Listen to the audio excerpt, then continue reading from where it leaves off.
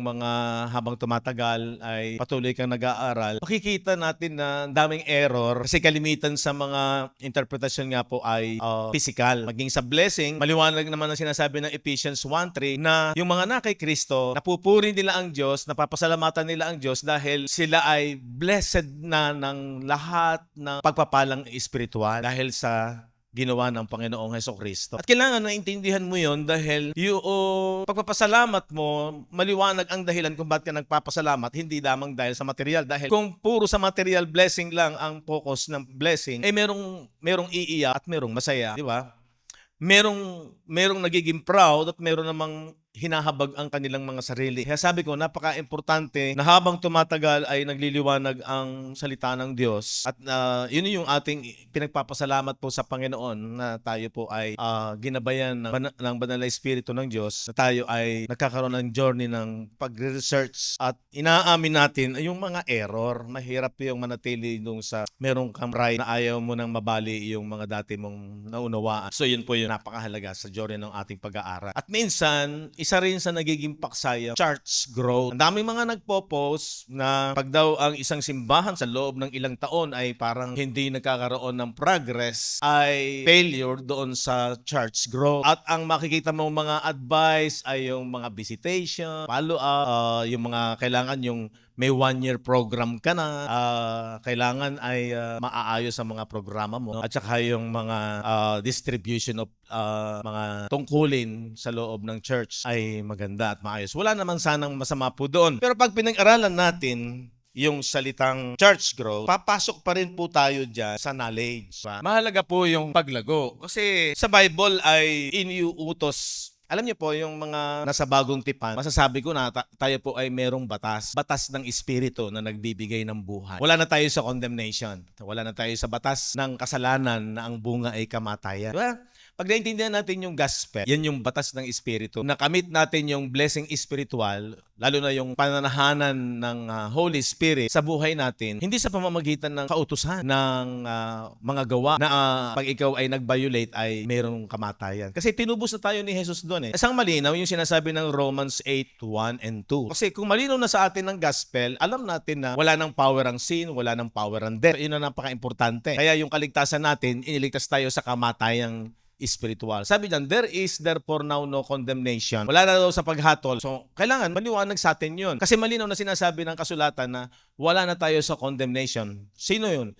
To them which are in Christ Jesus. Kaya ang unang tanong, talaga bang tayo ay na kay Kristo Jesus? Ha? At pag ikaw ay na kay Kristo Jesus, yung kanyang aral, yung liwanag ng Ebanghelyo, ay maliwanag sa iyong isipan. Kaya alam mo, wala ka na sa condemnation. Bakit? Kasi wala na yung power nung sin. And then tinubos na rin tayo doon sa law of sin and death.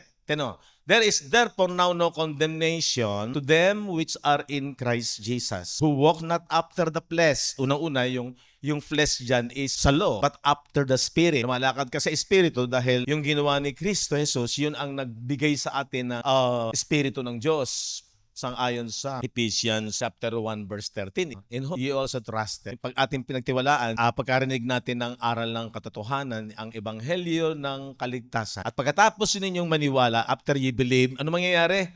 You were sealed with the Holy Spirit of promise. Kaya lumalakad tayo sa Espiritu, sa patnubay ng Espiritu.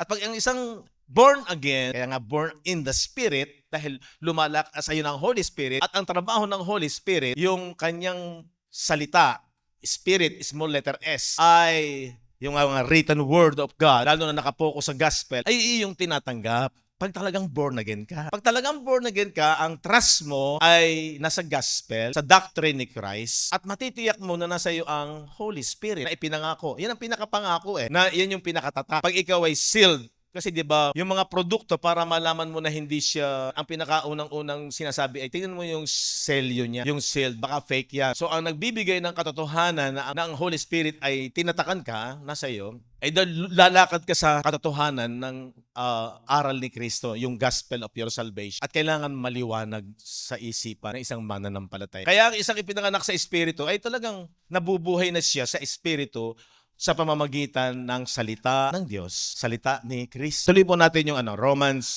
2. Di wala na tayong condemnation. For the law of the Spirit. So yung law of the Spirit, kagaya na sabi ko kanina, yan yung ginawa ni Kristo. Yung finished work ni Christ, ito yung dinala tayo sa law of the Spirit. Batas ng Espiritu. Yan din ang nagbigay sa atin na tayo ay tinatakan ng Holy Spirit. At yun dun yung sinasabi na, who walk not after the flesh, but after the Spirit. Yun na yung nilalakaran mo. Hindi ka na lumalakad sa self-effort, sa mga bagay ng physical na doon ka dumidepende, sa abilidad mo. Kasi yung law of sin and death ay flesh yun eh. Abilidad ng tao na siya ang gagawa para siya ay kalugudan na ng Diyos. Dito naman, sa law of the Spirit, ang Diyos ang gumawa at nabubuhay ka sa pananampalataya dito. Kaya yung ating pinag-aralan na obedience to the law of faith, Romans 16:25, ay siya na yung pinaka-commandment natin. Yun yung ating sinusunod. Yung pagsunod natin sa batas ng pananampalataya, batas ng Espiritu. So may batas ba? Meron. Salita ng Diyos, sa kalayaang ginawa sa atin ni Kristo, na wala ka na sa kasalanan, kaya nasasabi ng Romans 8:1, therefore there is now no more condemnation to them that is in Christ Jesus, which are in Christ Jesus, who walk not after the flesh. So yung flesh dyan, self-effort, law. But after the Spirit, yung after the Spirit dyan,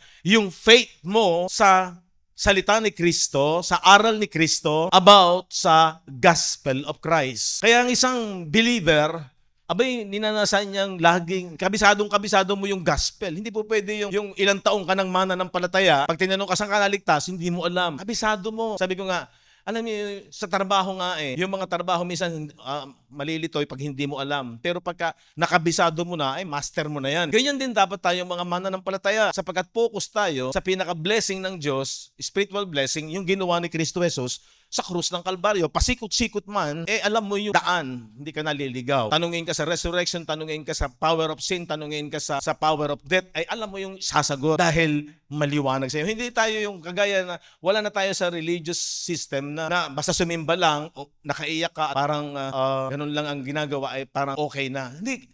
Ang pinaka-focus natin ay ang kaliwanagan ng salita ng Diyos. Kasi sabi nga po ng 1 Peter 1:23, being born again. Paano tayo na born again? Not of corruptible seed. Hindi doon sa binhing may kasiraan, but of incorruptible. Kundi sa binhing walang kasiraan. Unang-una, si Christ ang binhi. Binhi ni Abraham na walang kasiraan. Pero ano nakapaloob? Kay Kristo. Yung salita niya. Siya yung salita ng Diyos. Di ba sabi ng John chapter 1 verse 1, in the beginning was the Word, and the Word was with God, and the Word was God. Di ba? And then sabi ng verse 14, and the Word, si Christ yun. Capital W, became flesh. So siya yung incorruptible Word of God. Kaya nagiging malinaw sa ating mga mananampalataya na hindi lamang na sinasabi mo, naniniwala ako kay Kristo, tinatanggap ko si Kristo, pero yung kanyang salita, wala kang gana, question mark yun. Kaya tayo nagkaroon ng paksa na, search yourselves. Sisatin mo sarili mo kung ikaw ay talagang nasa pananampalataya. Di ba? Malinaw po yung ginagawa nating interpretation. The Bible interpret itself. Napakalinaw po, no? Na si Kristo, yung incorruptible seed, at yung kanyang salita. Ano sabi niyan? Which liveth and abideth forever. Kaya nagbigay ito ng buhay na walang hanggan sa bawat sumasampalataya. Hindi ka nakikiangkin lang na meron kang eternal life. Hindi mo sinasabi lamang na ligtas ka na. Alam mo, dahil natitiyak mo ayon sa iniwan niyang salita. Kaya ito po yung pinaka-guide natin. Kaya ang church growth, hindi nanggagaling sa programa. Hindi po tayo against sa programa. Walang ibang pinanggagalingan. Ang tanong, kinikilala niyo ba talaga na ito ang daan at source ng paglago ng ating pananampalataya? Amen. Pangalawa, talaga bang ina-apply natin na dito ka humuhugot ng iyong paglago sa pananampalataya? Mamahalin mo to. Mamahalin mo yan. Magiging napakahalaga niyan sa'yo. Kasi yan ang iniwan ng Diyos para lumago tayo sa pananampalataya. Diyan tayo isinilang. Kasi ang Bible ay nakatuon lahat sa incorruptible seed. Mula pa sa Genesis, inihahayag na si Jesus. Kaya sabi ni Jesus sa John 5:39, sinasalisik ninyo ang kasulatan nung kausap niya ang mga Hudyo, sapagkat iniisip nyo na dito ay meron kayong buhay na walang hanggan. At ito ang nagpapatotoo tungkol sa akin. Diba? Itong Biblia, they which testify of me. So paano mo nakilala si Jesus? Kwento? Sa comics? Sa istorya lang? Paano mo nakilala si Jesus? Ang sabi ng John 17:3, ito ang buhay na walang hanggan. Di ba? Eternal life ang pinakapaksa. For in them you think you have eternal life. So naaangkin mo na mayroon kang buhay na walang hanggan dahil yun, that they might know thee. Nakilala mo si Jesus through the word. At isinilang kang muli through the word. Wala nang iba. Kaya hindi tayo nabubudol. At hindi mo rin madadaya ang sarili mo. Mahirap magdayain yung sarili. Kaya sabi ng Bible, Galatians 6:7, be not deceived. Huwag kang padaya. God is not mocked. Hindi daw napabibiro ang Diyos. Walang biruan dito. For whatsoever a man soweth, kung ano daw ang itanim ng isang tao, yun ang kanyang aanihin. Kung nagtanim ka sa espiritu, kung nagtanim ka sa laman, yung laman lamang ang pakikinabangan mo. Pero yan ay may kasiraan, sabi ng verse 8. Pero ang nagtatanim sa espiritu, ayan yun, kaya walk in the Spirit, sabi diyan, ang nagtatanim sa Espiritu, shall of the Spirit reap life everlasting.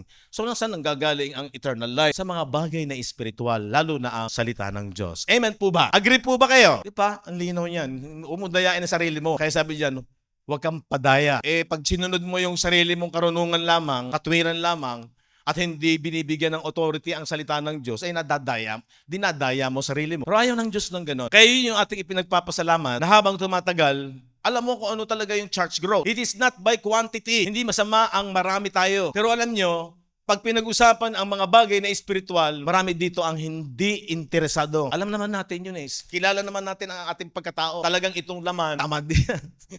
Pag sa mga bagay na espiritual. Malino naman ang sabi ng Galatians, diba? Ang nasa ng espiritu ay laban sa laman. At ang nasa ng laman ay laban sa espiritu. So kung gigisingin mo sarili, anak ka ng kaliwanagan, ay pumunta ka na sa liwanag. Ang salita ng Diyos ay liwanag. Ang salita ng Diyos, si Kristo. Capital W, si Christ, na nagkatawang tao, incorruptible seed. Itong kanyang salita, yan yung spirit. Kaya na madadaya niyan, liwanag niyan. Sige nga ako, sabi ko, grabe, tagal-tagal nating Kristiyano. Tapos, pero biyaya pa rin ng Diyos na naunawa natin, hindi dahil sa ating kabaitan. Biyaya nga ito Kagandahang loob nga ng Diyos hindi sa kabaitan ng Diyos. Amen? Kahabagan niya yan. Walang magmamalaki. Walang magmamapuro dito. Buti na lang siya dahil sa kanya. Dahil sa taong ito. Hindi. Dahil sa biyaya ng Diyos. Ang mahalaga lang sa tao, yung siya ay may mababang puso, mababang loob, hindi nagmamapuri. Kinikilala na kung hindi sa Diyos, ay mahirap yung nasa laman. Yung sa flesh, yayabang ka. Sa spirit, pantay-pantay tayong lahat dahil sa pag-ibig ng Diyos. Ang measurement niyan, ang Diyos ay mabuti. Tayong lahat ay natin bagsak sa mata ng Diyos. Pero ganun kabuti ang Diyos dahil talagang siya ang matataas at madadakila at malalwalhati. So, dito pa lamang sa church growth, ano ba talaga ang kahulugan ng church? Building? Yung pa isang malaking error Pag malaki ang building, pag maganda ang building, pagkakumpleto ang building, church, malago. Hindi. Wala pong masama kung gumanda yung ating lugar na to at dahil tayo ay iisa ang nagtutulak sa ating inspirasyon, yung pag-iibig ng Diyos. Yung ito ay maging parang meeting place lang natin para tayo lumago. Pero hindi ito ang basihan na malago tayo. Ang daming malalaking building na simbahan kahit hindi mga born again or mga Christian church. Ang gaganda ng building. So, ang church growth, unang-una, ano yung church? Hindi yan building. Pero matagal na nakaukit sa ating isipan, ito yung church. Asan ang church nyo? Wagay, naging technical word na lang yan. Pero pag sa katotohanan, ang church ay ang group of believers. Sila yung body of Christ. Sino yung mga believers na yan? Sino talaga yung body of Christ? Sila yung mga nakay Kristo. Tayo, mga mananampalataya. So, kung church growth ay ang mga mananampalataya kay Kristo, so ang paglago ay sa kanyang salita na nagbibigay ng truth, doctrine. So yan yung nagbibigay ng knowledge. Yung paksa natin na zeal without knowledge, there is danger. Knowledge without zeal, may danger din. Dapat magkasama yon. Meron kang knowledge, dahil pinanampalatayanan mo sa iyong puso, magkakaroon yun ng rema, nagkakaroon yun ng buhay pag pinanampalatayanan mo. Hindi yung alam mo lang pero hindi naman talaga nananampalataya. Meron bang ganon? Oo. Merong mga alam lang, information, head knowledge, pero walang buhay dahil walang kalakip na pananampalataya. Pwedeng alam mo lang, parang history, pero yung salita ng Diyos, dapat pinagtitiwalaan mo. Diyan po tayo papasok yung obedience to the law of faith. Yan yung law of the Spirit. Kaya nagbibigay ng buhay dun sa mga sumasampalataya.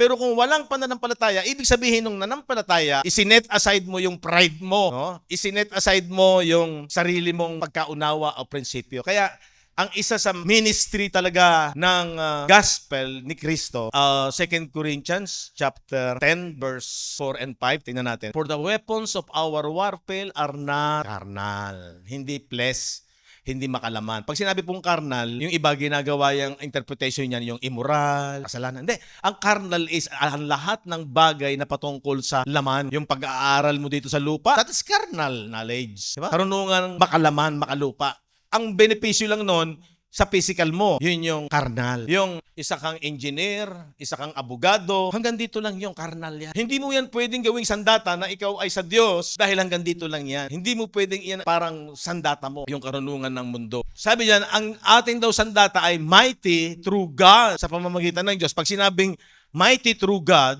ano na yan? Patungkol yan sa salita ng Diyos, lalo na sa ginawa ni Kristo. Tingnan ninyo, to the pulling down of strongholds.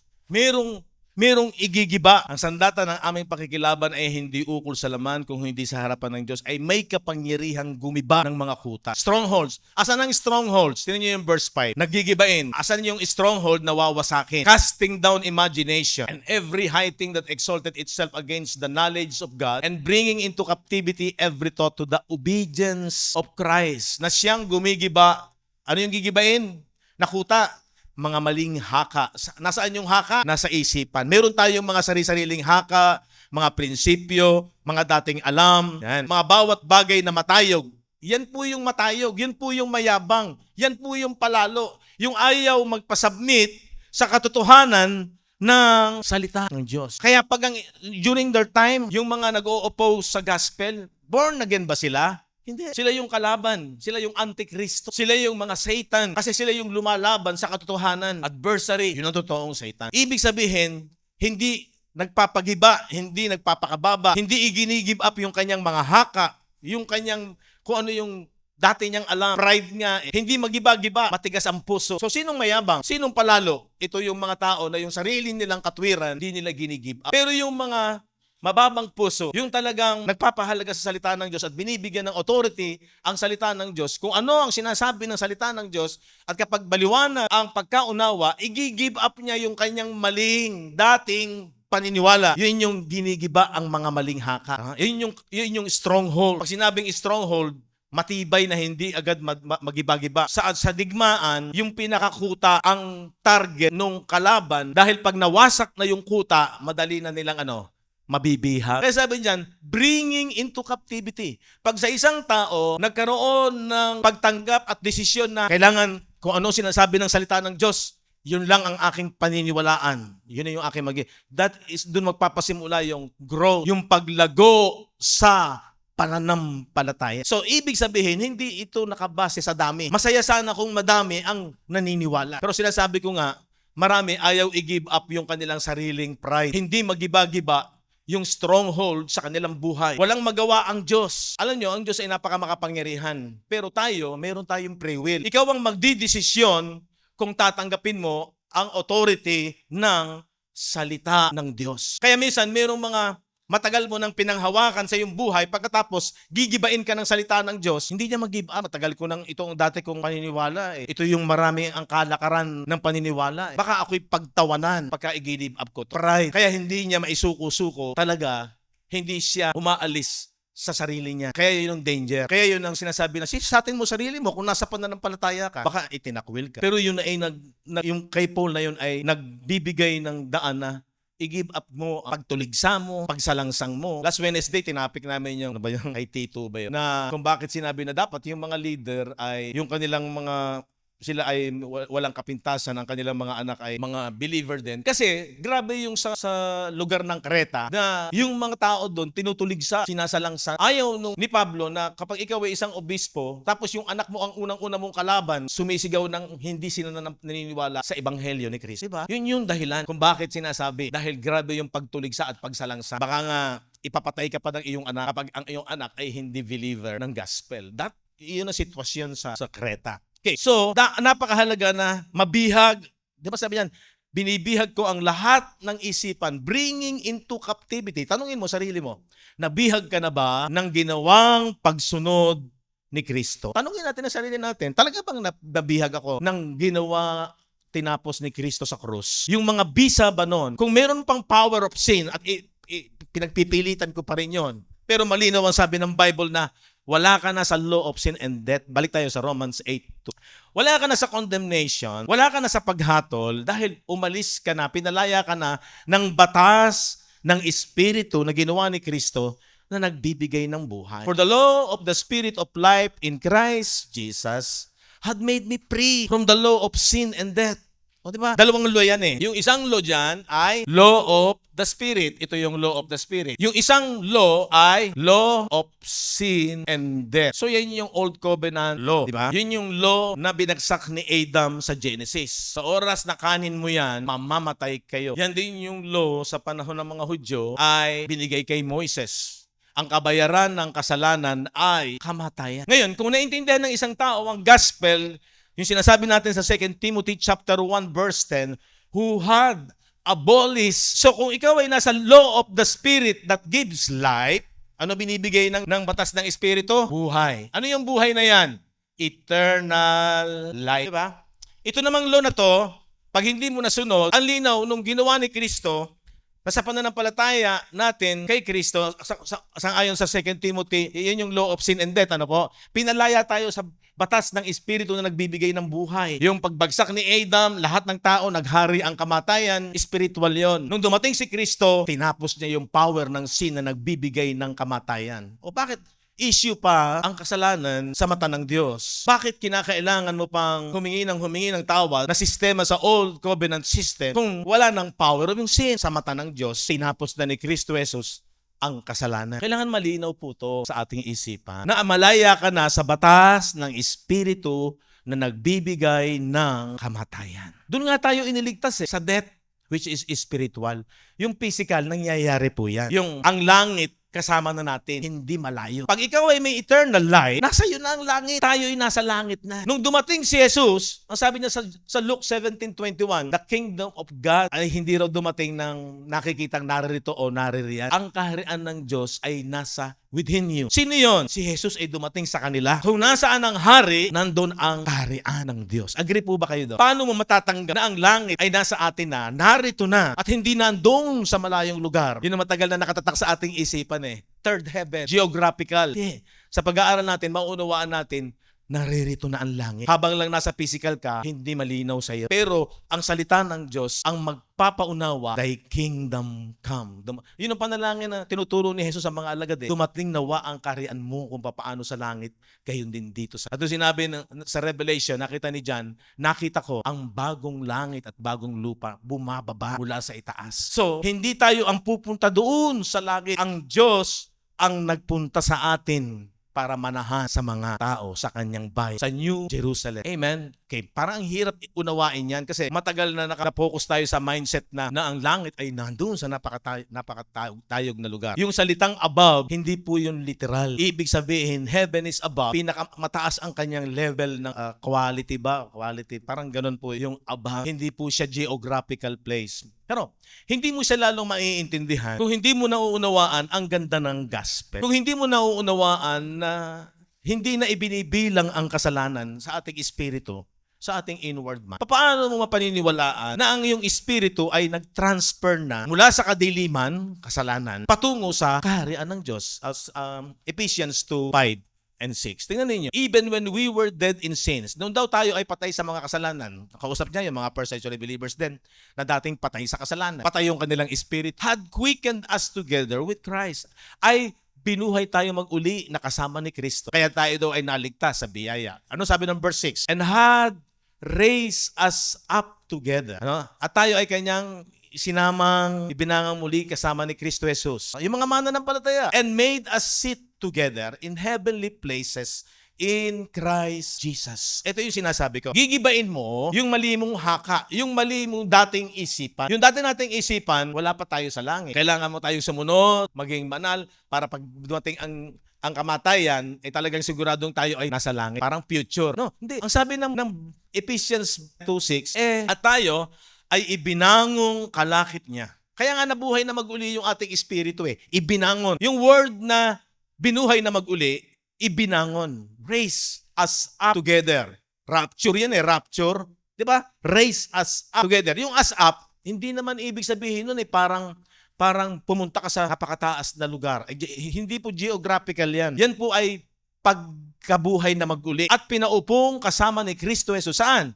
In heavenly places in Christ Jesus. Diba? Napakalinaw po niyan na tayo ngayon ay yung ating inward man nasa langit na. Yung bang inward man na nasa langit magkakasala pa? Tanong. Kung nasa langit na yon at pinaghaharian na ni Kristo, puntahan nga natin yung Colossians. Ayan. Who had delivered us. Pag sinabing delivered, iniligtas na. Past tense. Sa isang believer, delivered ka na from the power of darkness. Ano yung darkness?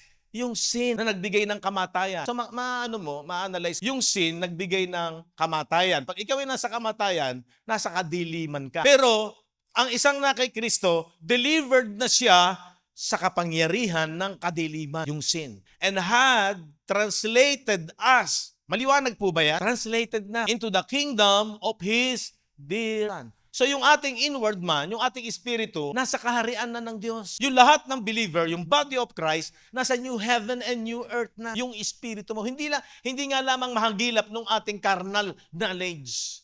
Yung spiritual knowledge. O sino yung may church growth? Nasaan ang paglago? Nasa kaalaman ng salita ng Diyos. Sinasabi ng salita ng Diyos, ngayon, kung ikaw ay isang Kristiyano talaga, yung isipan mo, yung mga maling dating pagkaunawa mo, maling haka, pagigiba mo yon, i-delete mo yon, at hahayaan mo ang katotohanan ng salita ng Diyos ang maging totoo sa iyong isipan. Kaya nakaptib ka ng ginawang pagsunod ni Kristo. Yung ginawang pagsunod ni Kristo, sinasabi ng salita ng Diyos na yung espiritu mo ay nabuhay na mag-uli. Yung dating patay sa kasalanan, sabi ng Ephesians 2:5, diba? Dating patay sa kasalanan, had quickened us, ay binuhay na mag-uli, ibinangong kasama ni Kristo. So maniniwala ako doon. That is faith. Maniniwala ako doon na yung aking espiritu, yung aking inward man, nabuhay ng mag-uli. Hindi na ako mag-aantay ng future resurrection. So maraming aral ang magkakaroon ng liwanag sa iyong isipan kasi naniniwala ka sa authority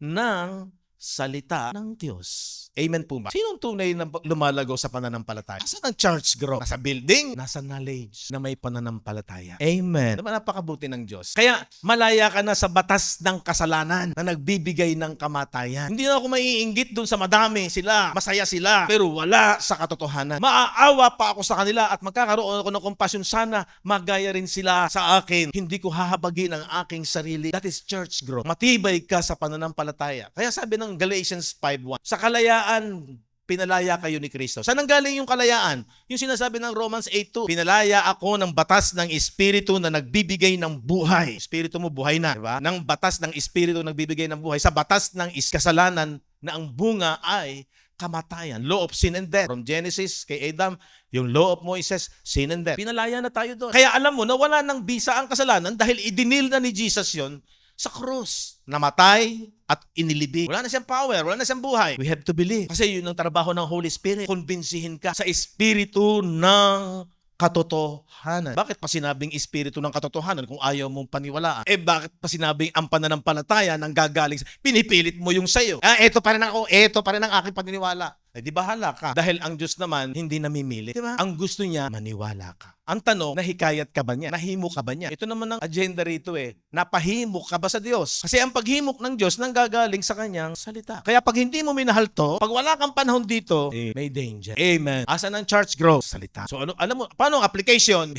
Bibigyan ko ng authority sa aking buhay. Yan ang application para magkaroon ng church growth. Bibigyan ko ng buhay ang salita ng Diyos. At anuman ang dinidikta ng salita ng Diyos, paniniwalaan ko kaysa sinasabi ng carnal knowledge. Amen? Blessed po ba kayo? Doon ang gagaling ang blessing. Spiritual blessing. Napapasakop ka, nagpapailalim ka, nagpapasubmit ka sa knowledge of God. Bakit? So dito, ang nagmamataas, hindi yung matigas ang leeg, nakasakay lang sa kotse, ayaw nang bumati. Di ba yung mga ganun kasabihan? Yumaman lang ng konti, parang ang hirap na cannot be rich. Rich na kasi, kaya cannot be rich. Hindi ganoon ang mataas, no, sa harapan ng Diyos. Ang mataas sa harapan ng Diyos, ayaw magpasakop sa katotohanan na sinasabi, paano mabibigyan ng lugod ang Diyos? Tama yung Hebrew 11:6. For without pay, so sino yung may pay? Yung nagbibigay ng halaga at nagpapasakop at handang magpabago ang isipan, yung sinasabi ng Ephesians 4:22 and 23, and be renewed in the spirit of your mind. So naandun kasi yung stronghold, yung mga nagmamataas sa iyong isipan, pag hindi mo yan i-give up at patuloy mo iyang pinanghahawakan, ikaw ang mayabang. Kahit maganda ka, kahit kung tingnan ay mababang loob ka, kahit hindi ka nag-iimik, mayabang ka. Amen. So yun ang mayabang, yun ang palalo. Nagmamataas sapagkat ayaw pasakop sa ganda ng ginawa, ng biyaya na pinaghirapan ni Kristo sa krus ng Kalbaryo. Amen. Kinakailangan talagang idiin natin ang katotohanan, linawin natin ang katotohanan sapagkat para magkaroon ng repentance. Sangayon sa 2 Timothy 2:25 na sila ay yung mga dating sumasalangsa at baka sakaling pagkalooban ng pagsisisi sa ikakaalam ng katotohanan. Ayun, yun ang repentance. Pagka ikaw kahit sabihin mong patawad po, pero ayaw mo namang baguhin ang isipan mo sa katotohanan ng salita ng Diyos, hindi tunay na pagsisisi yun. Agree po ba kayo? Kasi liwanag ng salita ng Diyos. Ang repentance talaga sa mga mananampalataya, acknowledging of the truth. Nasa inyong truth. Kasi kahit pa ang dami nila, kahit pa ang ganda ng programa nila, kahit pa anong saya nila, kung wala ang church growth na nanggagaling sa knowledge, ay hindi malago yun. Malago lang sila sa bilang, malago lang sila sa dami. Pero sa katotohanan ng church growth, wala. So panalangin ko rin, marami. Ang sabi ng 2 Timothy 2:3 yun ang mabuti at nakalulugod sa Diyos, na ang lahat ay maligtas. Pero anong klaseng kaligtasan? Maligtas at makaalam ng katotohanan. Okay, so malaya na. Pag naging totoo ito, unti-unti nating na-apply ito sa ating buhay, yung mga revelation ng salita ng Diyos na lalo nang mahirap tanggapin at maunawaan, hindi na magiging mahirap. Kaya po, kung hindi malilimutan ng ilan natin mga kapatid, nung pasimula nga lamang na tayo ay may journey na ganitong pag-aaral, nakakabigla, ang hirap tanggapin. Puputok ang parang mind-blowing, diba? Pero pag nag-focus ka sa salita ng Diyos at hinayaan mo lang at pag willing ka talaga na maunawaan, maging open ka, unti-unti adapt. So ang ginawa po natin, pumunta tayo doon sa mga lugar na nag-Bible study tayo.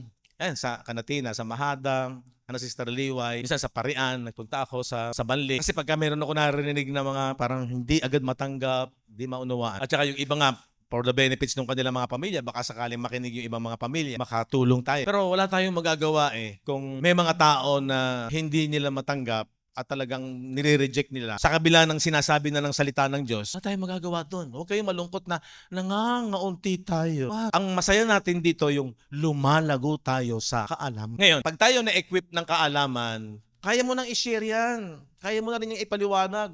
Hindi ako yung solo. Diyan papasok yung one-man rule. Pag merong one-man rule, siya lang ang gusto. Hindi. Ang Bible ang dapat mag-rule, hindi yung man. Tama po ba? Dapat ang Bible ang authority. At kapag ito'y tinanggap ng mga mananampalataya, body of Christ, nagkakaroon ng growth. Kapag sila ay natutong ng kaalaman, masishare na rin nila to. O di hindi na ako nag-iisa. Tama. So, marami ang body ay nagkakalakip-lakip at nagkakatulong-tulong na. Teamwork. Kasi hindi ko kayang lahat puntahan. Meron akong sineshare sa online. Minsan sa umpisa, oo. Minsan mamaya parang nire-reject na kasi hindi nila mag-give up yung kanilang dating pagkaalam, pagkaunawa. So kung tayo lahat ay equipped, yun naman ang sinasabi ng 2 Timothy 2:15. Study to show thyself approved unto God. Kanino sinasabi yan? Sa mga mananampalataya. Sinabi kay Timothy, a workman. Lahat ba tayo workman? Di ba co-laborer tayo?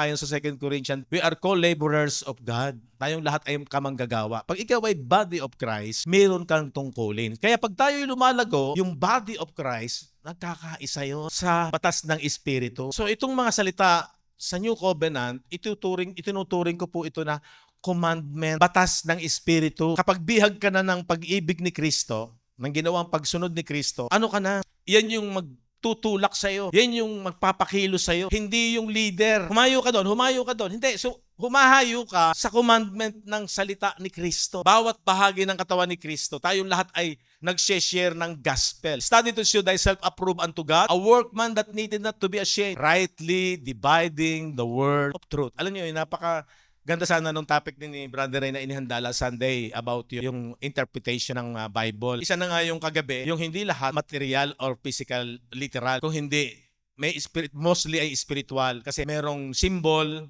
metaphor, paghahambing, lalo na about sa mga prophecies sa Old Covenant. Ang fulfillment ay sa New Covenant, yung ginawa ni Kristo. Siya pala yung rock. Yung Zion, ano yung Zion? Yung Zion is, yun yung Jerusalem, pero lumalabas, ang Zion ay dwelling place, nananahan ang Diyos. Bibigyan ko kayo ng background. Sa Old Covenant, pinangako na ng Diyos na mananahan ako sa inyong gitna. Kaya yung tabernacle na pinagawa, physical, literal, doon nandun ang presence ng Diyos. Yung habang naglalakbay sila, meron silang tent, di ba? Yung toldang tipanan, na kung saan doon, pag nakikipag-usap ang Diyos kay Moises, bumababa yung clouds, yung presence. Pag lumalakad sila, yung haliging ulap sa araw at sa gabi ay haliging apoy nagbibigay ng liwanag. Ibig sabihin, ang Diyos sumasa kanila, nananahan sa kanila in the midst of them. Sa bayan niya. Sa New Covenant, lalo na. Kaya ang langit, nasa atin na. Napakagandang pag-aralan na magliwanag ito sa ating isipan. Pero dapat maging masaya tayo. Matutunan natin masaya, hindi sa movement ng ating katawang pisikal, sa knowledge. Yung katotohanan, nagiging masaya ka dahil yun ang totoo. Amen!